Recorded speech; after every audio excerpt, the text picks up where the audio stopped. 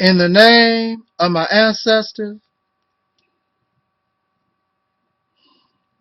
peace forever and always, and welcome to another edition, another rather exciting edition of the Reality's Temple on Earth Internet Ministry. Of course, I am the gatekeeper or the host of this particular program, known here on the World Wide Web as the Mighty. Say it with me now. Mighty. Mighty. And your snub nub 7. I am your brother, and hopefully your friend, Taalik Ibn'rad. I just released a video lecture, and the title says something like, "It is time for the black woman to rise and stand up." If the black man, after 100 years, being the figurehead, being the one who is leading our people out of this Babylon, if you have not been able to do this after 100 years, this is not to say that black men have not had success. But overall, if this was a business called black liberation, a business called black revolution, then we would be like the Nat Turner Rebellion. We would be lynched by now. It would be a wonderful activity, but we would be somewhere in the ground decomposing. Now, the effort, of course, is much appreciated. However, the energy or whatever we were looking for was not accomplished. So we do appreciate the works of Marcus Garvey and Elijah Muhammad, the Black Panther Party, and so many of our great black men. But we continue to live among races. We continue to suffer. In fact, we have gotten deeper into this casket. It is time, and you should want, like Malcolm X said, by any means necessary.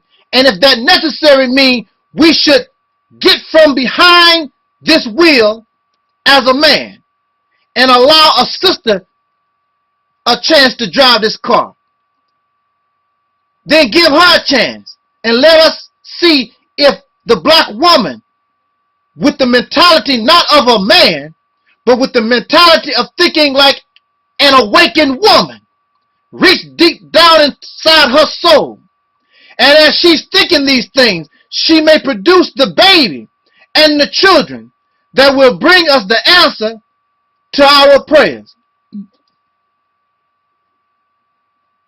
What is the response that I have been getting, asking black men that we should take more of an active role in uplifting and placing behind the steering wheel the black woman?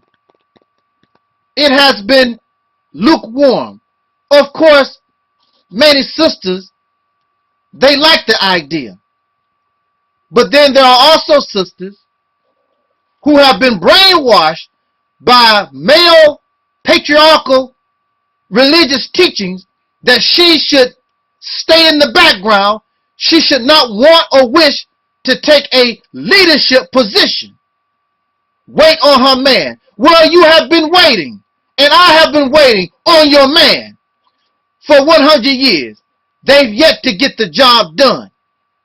And anybody with common sense or running a business, if the manager, if those of whom you put or place in charge of the business, they are not making profit, then that manager must accept a demotion, or that manager needs to be terminated and fired. And somebody else, more qualified, somebody else who can bring in new ideas and point the business in a new direction, so now that it is profitable, they must take over, and it makes no difference really, the gender. It is how competent you are. But let us be fair. Our sisters have not had a chance or the opportunity, given lip service, that they are given a chance to lead this movement that we call black liberation. And so there, of course, are men who are loyal to the concept of, I'm the leader of household, I'm the leader. Well, you have been leading. The male has been leading. And you can barely lead us to the toilet. We're still living in the toilet. Where have you led us to, Mr. Leader? Then there are brothers who remain silent because they really are loyal to this patriarchal teaching, but also they be quiet because they understand that what is being said is true. But they feel shame. There should not be any shame. Then get the job done, if that's how you feel. That's all it takes. Prove me wrong. But it takes a lot of work, a lot of sacrifice, and it might even take death to prove me wrong. And it is clear that you're not ready for that. So whoever is ready to do those things should be in leadership position. We were taught as children to share. In the family, mother and father, hopefully. But a good parent would teach their children among the siblings or among anybody that it is a nice thing for us to share. It is a nice thing for us to have compassion for the less fortunate. So if I have 3 or 4 cookies and somebody else does not have any, let us share and have compassion for those who don't have. This is a wonderful thing. And you don't have to be religious to feel that way. But however, we were taught these things, hopefully, when we were children to share. But when we become older, all those things are cast aside. Because now, I'm the big macho black man. I'm a man. I'm the leader, head of the household.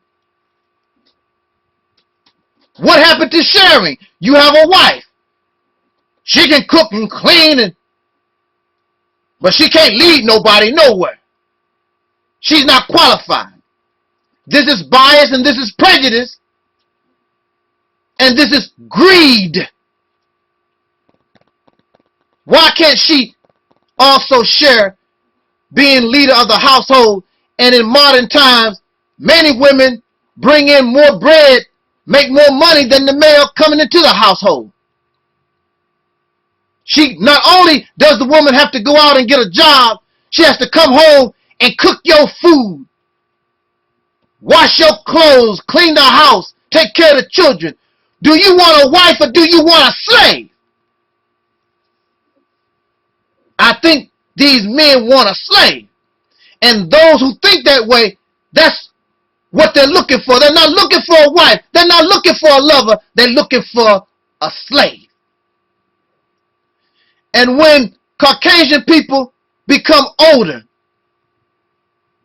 they begin to understand the privilege of having Caucasian skin. Nobody cares anything about sharing. We're not going to share nothing with you. The Congress is Caucasian. The educational system is controlled by Caucasians. We're not sharing anything. But as children, we are taught, hopefully, to share. But nobody wants to share when we get older. So the children are taught to share, but adults don't have to. This is a confusing message that we send to our children. In Saudi Arabia, women are not allowed to drive. By who? By men. Why don't these women just drive? They are under the control and the manipulation of men. And the men tell them they can't drive. Why these women can't drive? Because these men want to continue to have control over these women so they will never be independent of them. You can't live without me. I don't want a strong, independent black woman. Anybody with a good heart wants people to be independent. Whatever you can do on your own, be proud of them to be able to cook their food, grow their food, do whatever they can on their own. But only a slave master mentality wants to keep people in a position where they can't be independent. So you're saying that the black woman, she can't think as well as a man. She's not as creative as a man. She don't have leadership potential like a man. This is a lie. When given the chance, black women can show that they can lead just as good as a man can. This is the same thing that the racists say about black people. But when you put black people and give us opportunity, what happens? We take over. We outperform the racists. Leadership, basketball, football, wherever you put black folks and give us an opportunity, we achieve. So what happens is the racist has to do things to make things, put obstacles in our way to keep us from achieving. Deny us the opportunity. The only way that the black woman will prove that she's a failure as a leader if she gets behind the steering wheel and drives the exact same way as the male was, and we see what the result was with man behind the wheel. She cannot do the same thing as her male counterpart. And the problem with black men behind the wheel is that you holler pro-black this and black that, but the only thing you're doing is copying the ways of the Caucasian people. A lot of these teachings that y'all have, if you take the black out of it and put white, all thing you have is pink supremacy. It's the same thing. And pink supremacy was designed to keep you in the condition that you're in, and we are doing a very good job of doing that. Ain't you sick or tired of being somebody's slave?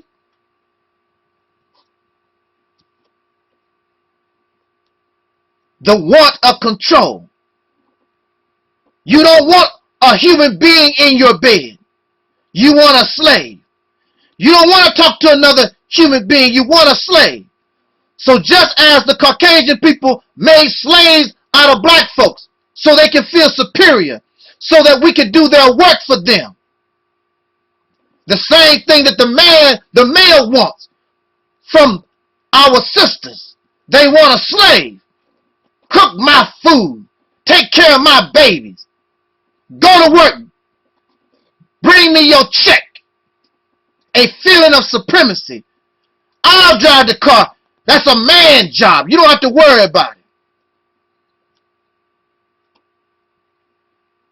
But the reality is, if given the opportunity, many of these sisters right now are in better physical shape than black men, can do more push-ups than black men. Physically, they are in better shape. Of course, the woman is not as strong as a man, but there are a lot of sisters who are in better shape than black men are. The Honorable Elijah Muhammad said, we are in this fight together. So if we are in this fight together, then why is the man the only one who can drive the car? Why don't we want these sisters to drive for a while? Why don't we inspire and encourage our sisters to get behind the wheel? Elijah Muhammad taught that you even teach your babies. If the only thing that the child can do is take a bottle and throw it, make sure that you teach the child to throw it at the enemy. And if the child can lead, let us be led by the baby. As long as the job get done. I could care less. Y'all tripping because you are really comfortable slaves. And you should, and we should be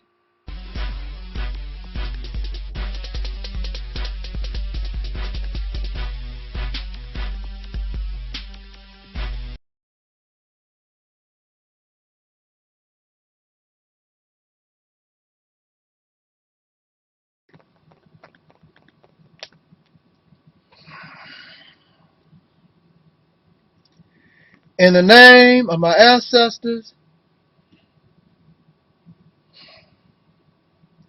peace forever and always, and welcome to another edition of the Reality's Temple on Earth Internet Ministry. Of course, I am the gatekeeper or the host of this particular program, known here on the internet. Y'all know, I'm known as the mighty Angel Snub 7. I am your brother, and hopefully your friend, Taalik Ibn'rad. I'm sorry, but certain topics make me laugh because they're just funny to me. But at the same time, it is rather sad. I will tell you why it's sad. When you look upon social media is like a thermometer to what the real community really is. In the real community, outside of social media, and even prior to the internet, there have been thousands, if not a few millions of people, black people, African Americans, so-called Negro, Hebrew Israelite, whatever you want to call yourself, there have been thousands of us who are the descendants of slaves born in America for generations, generation after generation. We have stood up and we understand that this place called America is not our home. We understand that it may be impossible for this place called America, as long as the racist Caucasian people control this land, it will never truly be our home. We will never gain true freedom, justice, and equality. So generation after generation,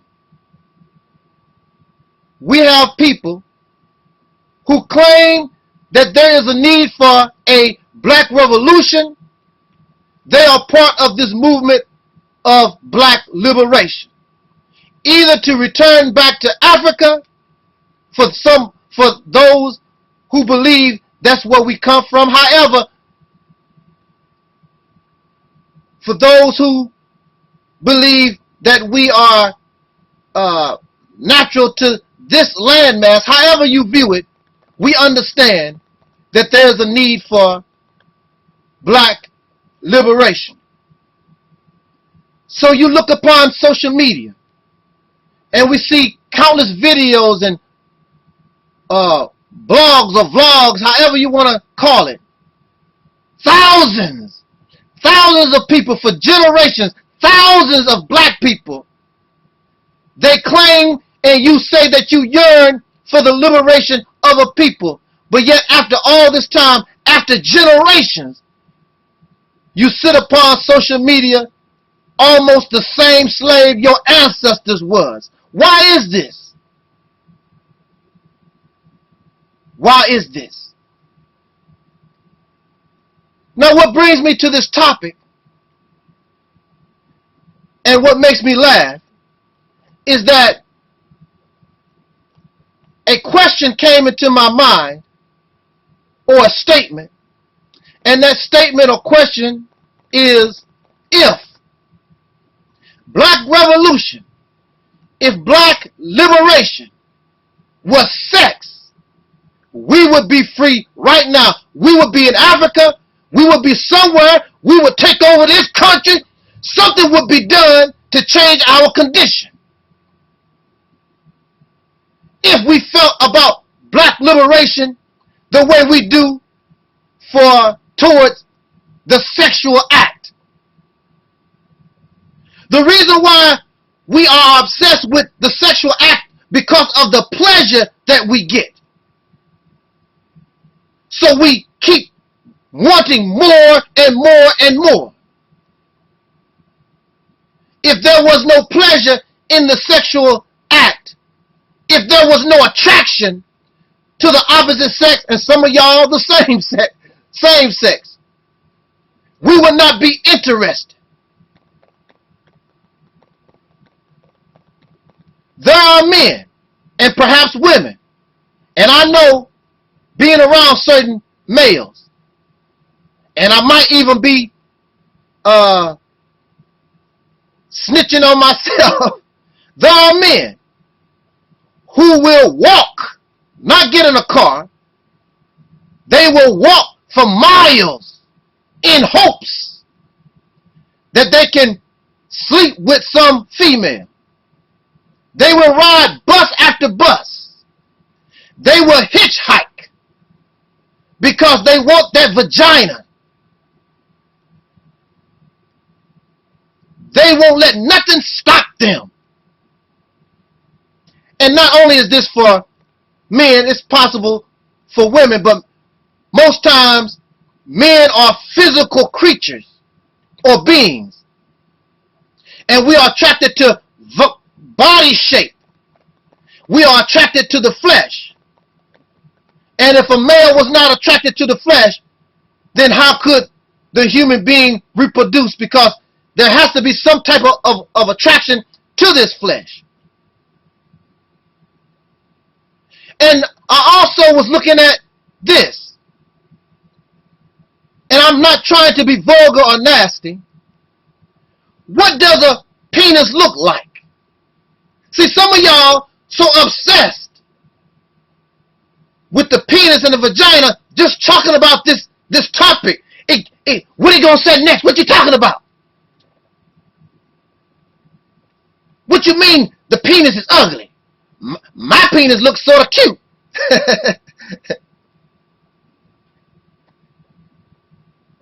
Normally, the penis, the vagina,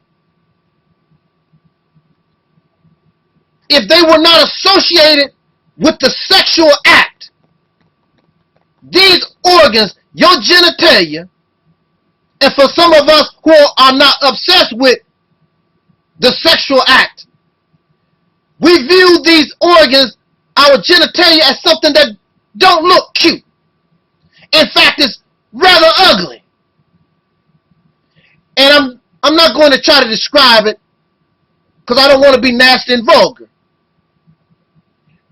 We know what they look like. Some of us own them.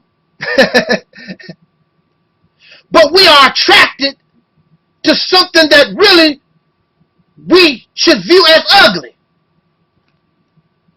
But there is pleasure in that ugliness. There's some type of satisfaction that we crave, that we are attracted to, even in something that may be considered ugly. Beauty is in the eye of the beholder. But I can guarantee you, most times, no one would consider a vagina or a penis pretty. Now, we might consider a puppy pretty. We might consider a little infant in the cradle, when you clean that infant up and smelling good like baby's supposed to. We might consider that. But if it was not for the sexual pleasure that we derive from these organs, we would not consider them looking pretty at all or attractive.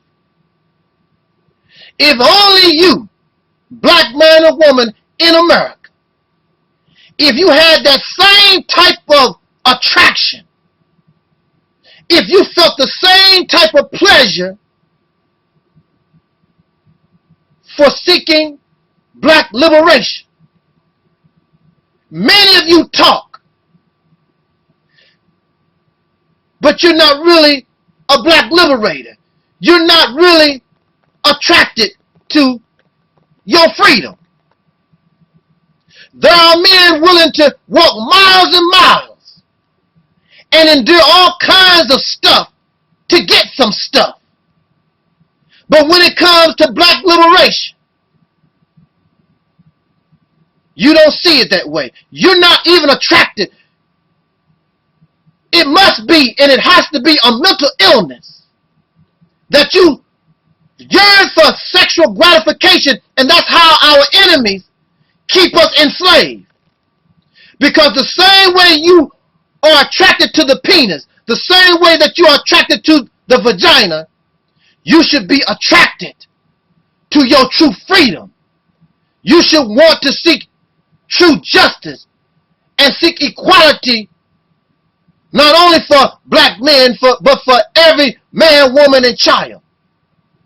And you should be willing to walk miles and miles and miles. If black liberation means that we go without a meal every day, whatever the harsh requirement, because that's something that we want. If you only felt the way you do when you want to get between somebody's legs, or want somebody to go between your legs. I'm not trying to be vulgar or nasty, but if you felt that way, wanting to get between the legs of black liberation, wanted the black liberation to get between your legs, if you felt the same way, don't you know, black man and woman, we would be free overnight. And in order to get some, and y'all know this, in order to get some, you have learned how to compromise. You really don't like that person, but you want to get some. That person ain't all that cute, but you want to get some. But you don't feel that way towards black liberation. Because if you wanted to get some black liberation, that means you have to compromise in order to get some. That means your brother and sister that you disagree with, that you don't like, but you're going to have to change your ways. You're going to have to be flexible so you can get some. What do you want? It's not a vagina. It's not a penis. What do you want? I want to be free from my oppressors. I want my ancestors to be proud of me. That's what I want. I want my own land. I want my own language. I want my own culture. I don't want to copy somebody else's culture. I want to do my own thing. I want to be independent. I want to be a strong black woman. I want to be a strong black man. That's what I want. I want some sex. I want to have sexual intercourse with black liberation, because having sex with black liberation will produce a free baby, not a slave. Man, if only you and I, the same way that we lust for vagina, the same way that we lust for penis, we will lust and do what is necessary to get between the legs, or let black liberation get on top of us. You're not real with this. If you was as real with black liberation as you are trying to get somebody pregnant, and then the only thing you're going to do is produce more slaves for the massa. That's all you're doing. Black liberation produces free babies, not more slaves. So in the penal system, you have children with the name Muhammad and Shabazz. All these come from up out of our attempt to free ourselves. But now our babies are laying up in prison with the Islamic names that y'all call holy, are in prison. The names of God, the names of Allah, for those of you who are Muslim. Why is that? You did not become free. You became and have become more enslaved. However, when you begin to treat black liberation like you treat this desire and this attraction you have for the penis and the vagina, you will get free, because you will have intercourse not with a physical man, not with a physical woman, but with this idea that should have been made manifest a long time ago.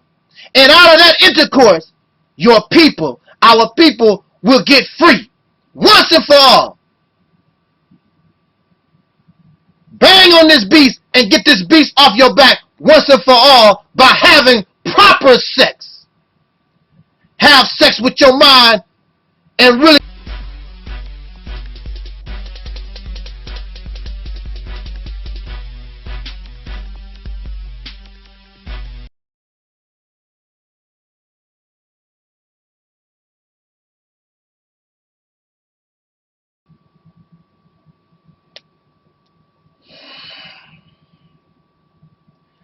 In the name of my ancestors, peace forever and always, and welcome to another rather exciting edition of the Reality's Temple on Earth Internet Ministry. Of course, I am the host of this particular program, known here on the internet as the mighty Angel Snub Nub 7. I am your brother, and hopefully your friend, Taalik Ibn'rad. The topic that I've chosen for these short and few minutes is, would you date a black man with children?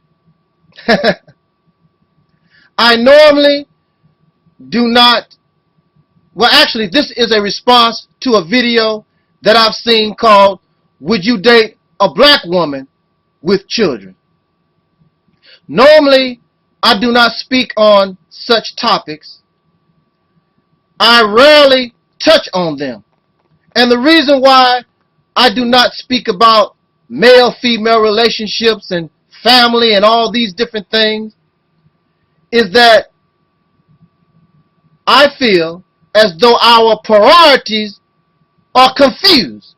You don't have your priorities in check.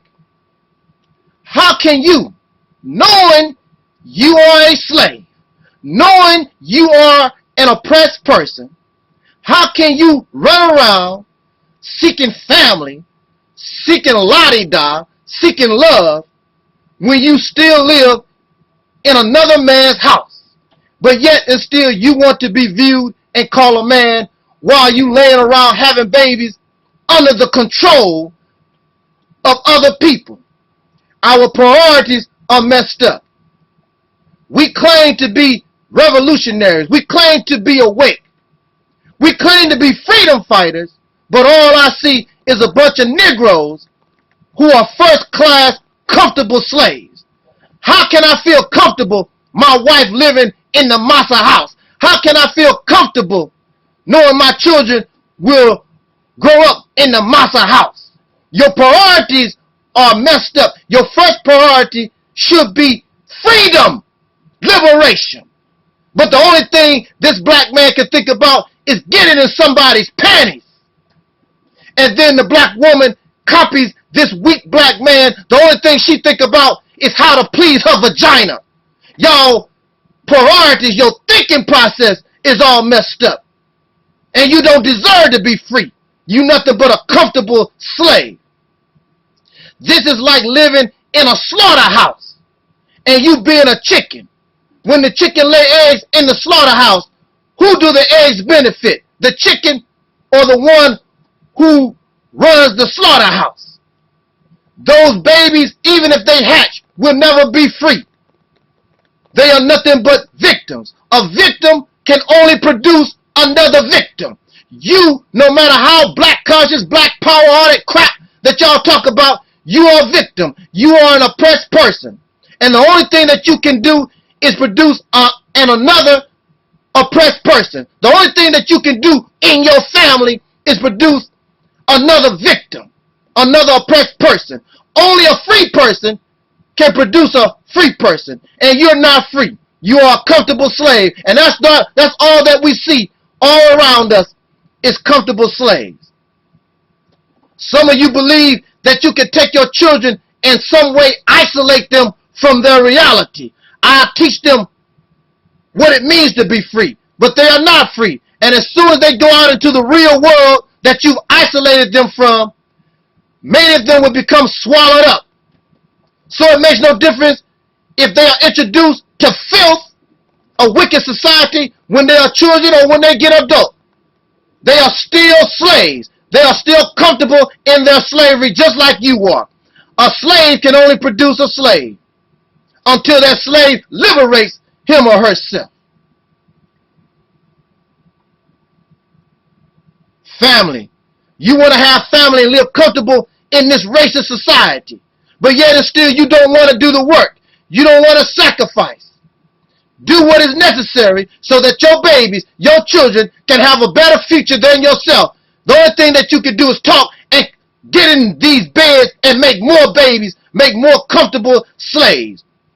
You are in a slaughterhouse and y'all act and behave just like animals being prepped up for slaughter. There is no benefit of you living for yourself. All that you do, everything that you benefit is for your slave master, the one who owns the slaughterhouse. This is a video response to, would you date, I guess, a single black woman, a black woman with children? The attacks upon the black woman never stops, and is always coming from these weak, pathetic, black, comfortable males. That's where it's coming from. Because they are too afraid, too cowardly to challenge the races, the powers that be. So then they take out their frustration and they take out their anger on the black woman. But when a man steps up to them, the only thing they can do is put their tail between their legs and run. How come this can't be the subject matter? Would you date a black man with children? Of course, we would not talk about that, because many of these black men, if they do have children, they abandon their children. They will continue to live the single life and put all the burden of their babies on this black woman. And she has been doing that for the last 400 some years, because this black woman suffers. This black woman is in the condition that she's in because these pitiful black men don't have the ability, don't have the courage to stand up and challenge your races tooth and nail. Get this beast off your back once and for all. So the only thing you can do is cuddle the black woman. Find you a slave woman with a mentality, and she will continue so you can lay down and have more slaves for the massa. This sort of thing, even for our ancestors who were actual slaves, physical slaves, this was not an issue. No black man in slavery had no problem with a black woman with children, because they all viewed themselves in the same condition and viewed themselves as family. Straight out of slavery. Black people were sold from one plantation to another. Blood children were taken from their mothers and fathers and sent to other places. So nobody knew who really was bloodline, who really was relative or kin to so-and-so. But straight out of slavery, black people did not care. If you was my friend, you became my cousin, my uncle, my father, whatever. We saw ourselves as family. When I was a child, my mother was married, but also at the same time, my sperm donor, father, whatever you want to call him, and I have no ill will towards him, because I know that he was deaf, dumb, and blind, ignorant to the knowledge of self. But at the same time, he was not a father, and I must describe the situation as it was. But there were men that came into my mother's life that treated me like a son. And those feelings and what that man did, I appreciate and I love him for the rest of my life. You just don't know what you do for a child. Regardless if that child is your pure blood or a cousin or a nephew or a niece to another human being. When you are kind to them. When you show love and caring for them. This is something that has become absent in the so-called black community. It is not developing in the so-called conscious community. We do not love one another. We do not care about one another. Whenever you see a black child, whether you want to get with the mother or not, that is your child. That is your responsibility. This is the village. We are the village, and it takes a village to raise our babies.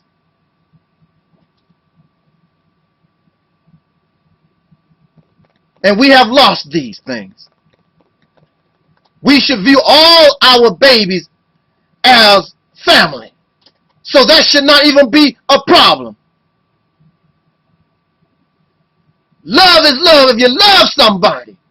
If the woman have one child or no children or 100, love makes us to want and care for all that she loves. But in America, being integrated into this society, something that is worse than slavery, because slaves did not think this way. Slaves was happy to adopt everybody into the fold, because a slave knew how it was to be oppressed and alone. And these people knew, and having a family took some of that pressure. That's why some of us suffer, because we don't have family to help take some of this pressure off of us. We run around here alone by ourselves, not part of no organization, don't have no family, alone. This is where these attitudes come from. In this integrated racist society, they have taught us and teaching us how to be an individual. It's all about us. Selfish. Living with these races. I was listening to a brother on this particular video talking about, would you date a single woman, a black woman with children? And they was talking about, I want a righteous woman. And there ain't too many good women out here. It's probably, out of 10 women, it's probably only 2 out of the 10. Self-righteous, who are you?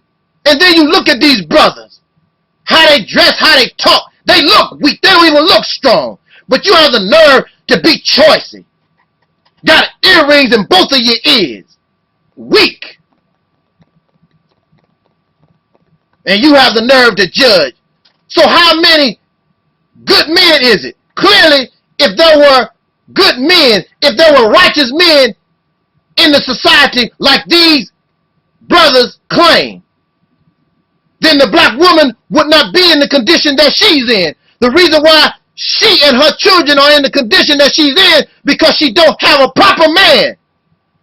So if 2 out of 10 black women are not righteous, then 0.5 men are not, out of that 10 is righteous.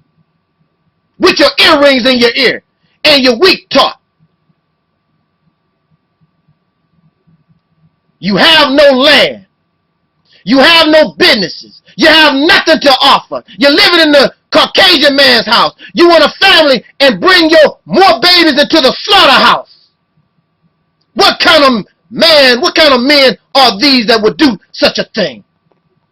And what kind of woman would lay down with men who want to make babies in the Caucasian man's slaughterhouse? You better think about these things. But see, y'all are comfortable slaves. The number one priority should be your freedom. Not a donut, not going to Disneyland, not debates, not buying pretty cars. Your number one priority should be the liberation of your people by any means necessary. Just like Malcolm said, if that means that you go extinct by guerrilla warfare, however, in order to get the job done, then so be it. Why should you be a man running around here with a family, girlfriends, and sleeping around? If you was a real warrior, you would not even be caring anything about that, because you might have to take on a mission that could take your life. Liberation is life-threatening for the man, because the man is the first line of defense. And when there's not enough men, then it's time for the women to take up arms, and even the children. It's about liberation. It ain't about having no families.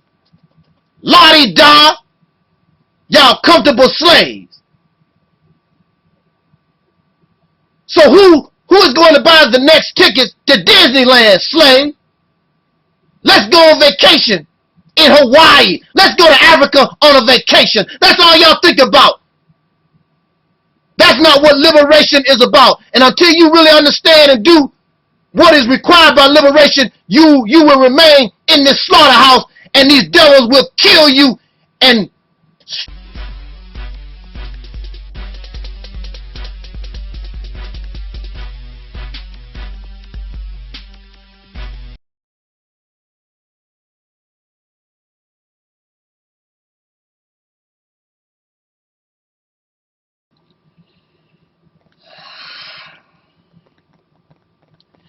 In the name of my ancestors, peace forever and always, and welcome to another edition of the Reality's Temple on Earth. In fact, another rather exciting edition of the Reality's Temple on Earth Internet Ministry. Of course, I am the host of this particular program, known here on the internet. Let's say it together now. I am the mighty. Come on, mighty. Come on, mighty.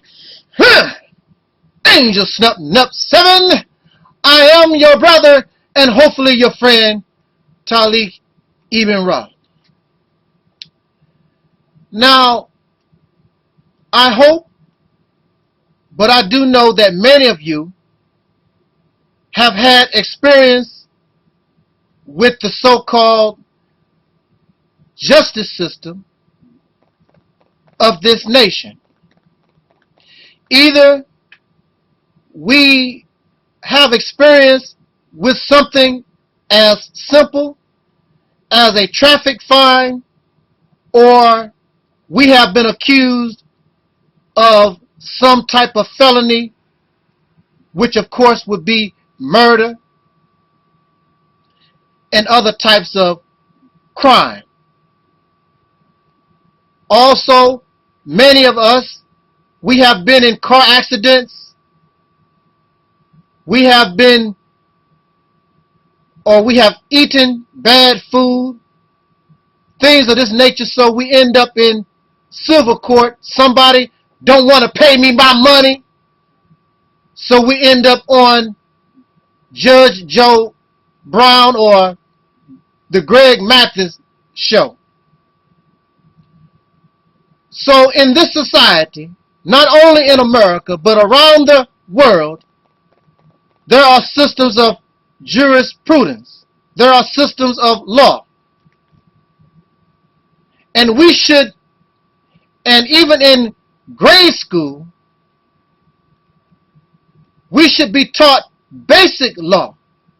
We should be taught basic law, whereas even if you don't have any money, you have the right to use the court.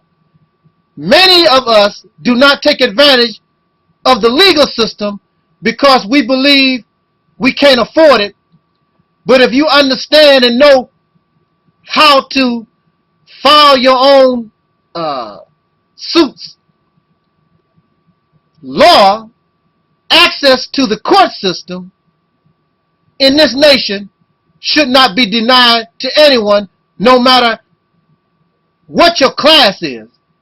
Of course, you will not be given the greatest of justice, but at least you will get a little. But many of us can't get a little because we don't know and have no knowledge of such a thing.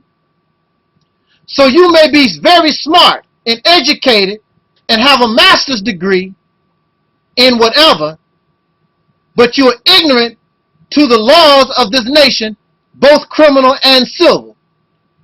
So someone like me, who is nothing but a jailhouse lawyer, then I have a heads up over you with all your years and years of learning from some university or college. Why do we need a lawyer? We need a lawyer because we get in trouble. We need a lawyer because something has gone wrong as far as someone charging us with a crime, being a victim of a crime, being a victim of an injury, or some other harm that someone has caused us. So in order to get relief, do not take the law in your own hands, they say. Don't be a vigilante. Go to court. And in order to go to court, most times, you must be represented by counsel. You must be represented by a lawyer, an attorney. If you are accused of a crime, then you need to find someone who will defend you against such crime. Hold on.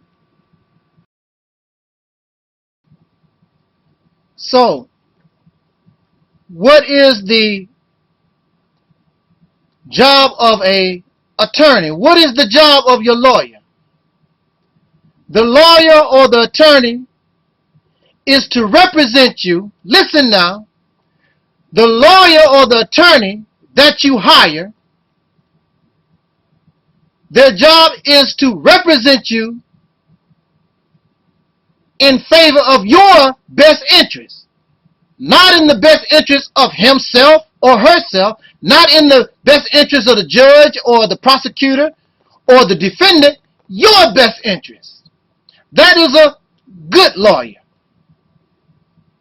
And black people, because we need representation when we get in trouble, the black man and woman, the descendants of slaves born in America, after 400 years and during our 400-year sojourn in America, we have had, and we do need, defense attorneys. We need somebody to defend us against false criminal accusations, as well as we are victims of a crime against humanity. Who are the enemies of your lawyer? Now listen to me. The enemy of your lawyer would be the prosecutor, the defendant, and somebody you probably don't even think about. You can sometimes become your own worst enemy. The reason why we hire a lawyer, the reason why we hire an attorney, is because we've gotten into trouble and we don't even understand exactly what has happened to us. Most of us, we go to court and the judge and the prosecutors quote all these different statutes from the law. That's why a jury is given instructions, and it must be made clear that they understand the law. You hire an attorney because you are ignorant of law. You don't understand what has happened to you. And some of us think that we know. If you know, why do you hire a lawyer? So a good lawyer would try to be as honest as they can with you. A lawyer would be someone that is competent. So we need a competent lawyer. We need somebody that will defend black people and stand up for us, our best interests. Then, of course, you know you have sellouts. You have those lawyers and people who will sell you out. Instead of you deserving $10,000, the lawyer is not really making no money off the case and wants to get rid of you and tell you that you should settle for $1,000. So your lawyer gets his money and you get your little $1,000 when you should have gotten $10,000. Your lawyer should be trying to get you probation, but they have too many clients or whatever the reason, or maybe they just don't like you. So instead of fighting to get you probation, you end up doing 20 years in the slammer. A lawyer is not friends with the defendants. Your lawyer is not to be friends with the judge or the prosecutor. The lawyer is to stand up for your best interests. And I would tell you, there's nothing like a good lawyer. Some of us have gotten into trouble, charged falsely with a crime, and because we lack money, we don't have sufficient economic means, we are given a public defender because that's the law. You must be represented by counsel. And public defenders get a bad rap. Just like there are good and bad. You have great public defenders and you have bad public defenders. One of the things that's wrong with a public defender is most of these persons just graduated out of law school, and actually they are using your case to get experience. So they don't have the experience like some lawyer that has been doing this for years and years and years. And also it's according to what kind of case that you're dealing with. Because even some of the best lawyers, if that is not your expertise, but you're trying to represent that case, you're still not going to do much better than somebody that just graduated out of law school. The black man and woman in America, we have many vicious enemies. The number one enemy that we have, of course, is the racist pink people of this nation, who control these systems, who control the law. That's why we can't get justice, because they created the law. They control the law.